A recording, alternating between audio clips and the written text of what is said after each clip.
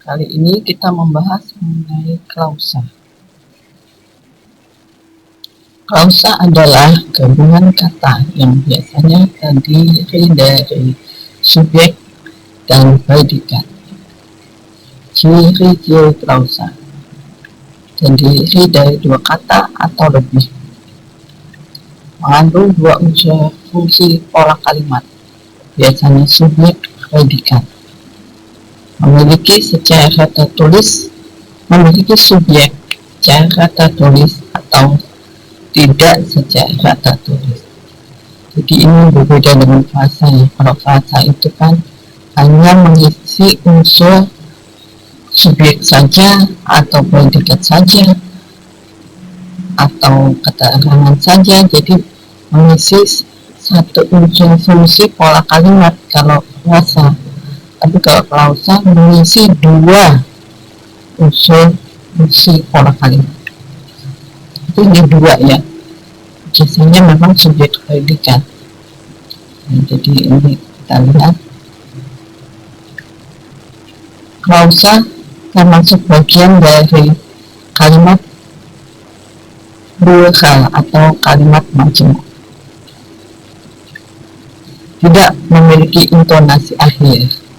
Intonasi akhir itu kalau kita sedang berbicara nadanya menurun, tapi kalau kita dalam bentuk tertulis intonasi akhir itu tanda titik.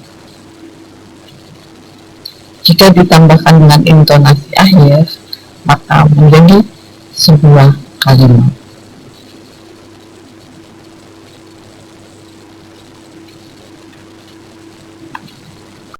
Contoh klausa: sedang mengerjakan tugas.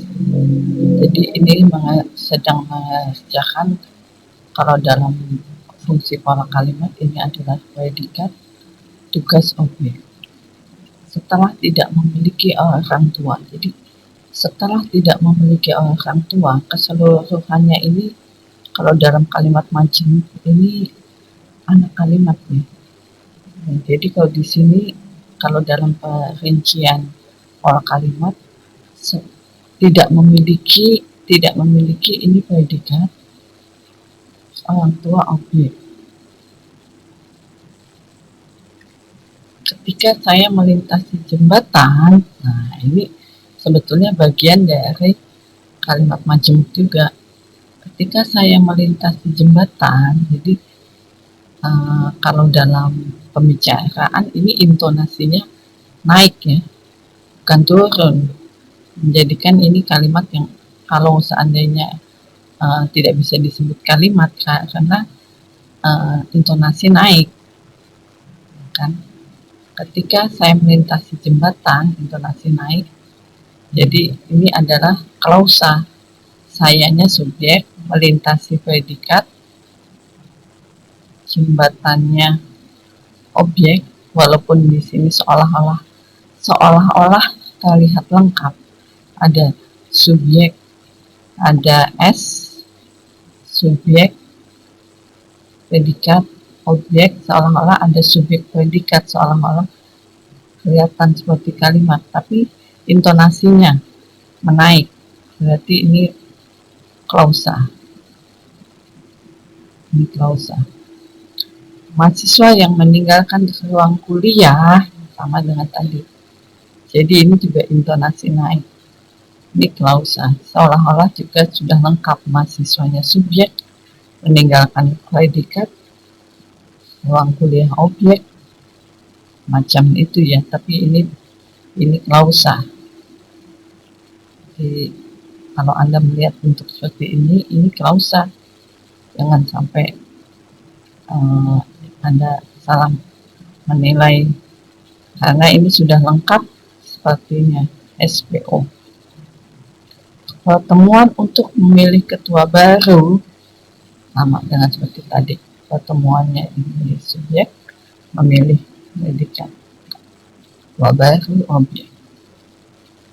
Lalu ini rincian manajer adalah kata, pembajakan manajer frasa. Ingat pembahasan frasa dalam video sebelumnya. Ini pembajakan kata benda, manajer kata benda. Jadi ini frasa yang sejajar, atau ini karena kata benda, ini kata benda ini adalah frasa nominal. Lalu pembajakan manajer merupakan hal yang wajar karena menyangkut perbaikan nasib manajer profesional. Nah, ini adalah kalimat. Ini semua lengkap. Subjek predikatnya ini lengkap dan ada intonasi akhir. Nadanya menunjukkan.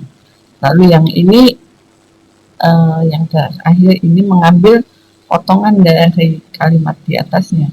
Karena menyangkut perbaikan nasib manajer profesional, nada juga masih naik kan. Di sini kan menyangkut predikat perbaikan nasib manajer profesional, ini objek yang panjang. Ini klausa.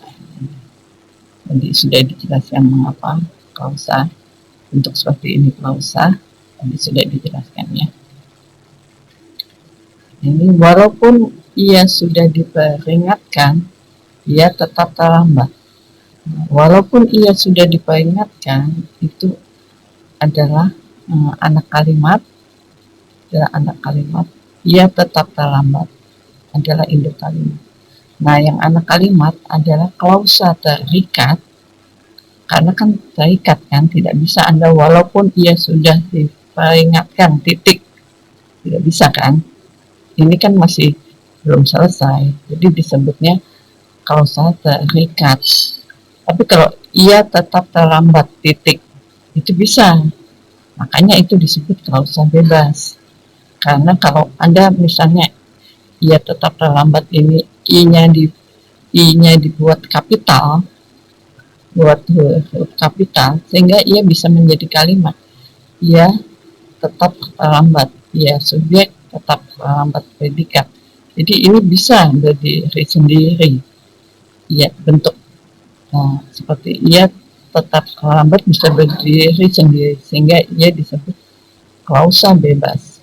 Jadi kedua-duanya ini adalah klausa, baik yang anak kalimat yang tidak dapat berdiri sendiri maupun induk kalimat yang bisa berdiri sendiri. Ini keduanya disebut klausa. Nah, ini contoh mahasiswa subjek meninggalkan predikat ruangan. Jadi ini tadi sudah dijelaskan adalah bentuk subjek predikat yang bukan kalimat tapi klausa. Lalu ini juga ibu memasak, walaupun ibu memasak, nah jadi ibu subjek memasak predikat, ada SP, tapi ini klausa. Ini juga kenapa ini saya subjek belajar predikat, kenapa ini klausa? Karena intonasi belum turun. Saya belajar, misalnya dalam kalimat ini kan belum ada tanda titik, berarti intonasi saya belajar, misalnya contohnya, saya belajar ketika ayah datang, saya belajar ketika Adi masuk ruangan, saya belajar ketika hari hujan. Jadi ini saya belajar belum intonasi akhir. Jadi nada juga masih naik dan ini ada lanjutannya. Tadi misalnya saya belajar ketika ayah datang, saya belajar ketika Adi masuk ke ruangan, saya belajar dan adik bernyanyi misalnya. Jadi saya belajar belum intonasi akhir. Nah, khusus bukti 3 ini induk kalimat ya. Jadi kalau induk kalimat itu kan bisa menjadi bisa berdiri sendiri. Tapi ini tadi bisa berdiri sendiri, tapi ini belum intonasi akhir. Bila diberi intonasi akhir menjadi kalimat. Jadi ini kalau diberi intonasi akhir atau kalau dalam tulisan diberi titik, ini bisa menjadi kalimat. Nah, ini pembahasan tahapan-tahapan ya. Yang terkecil adalah huruf, meningkat lebih tinggi adalah kata, meningkat lagi frasa. Frasa itu sebelumnya sudah dijelaskan ya, 2 kata, agak mirip klausa memang. Lalu klausa yang juga bisa 2 kata juga atau lebih.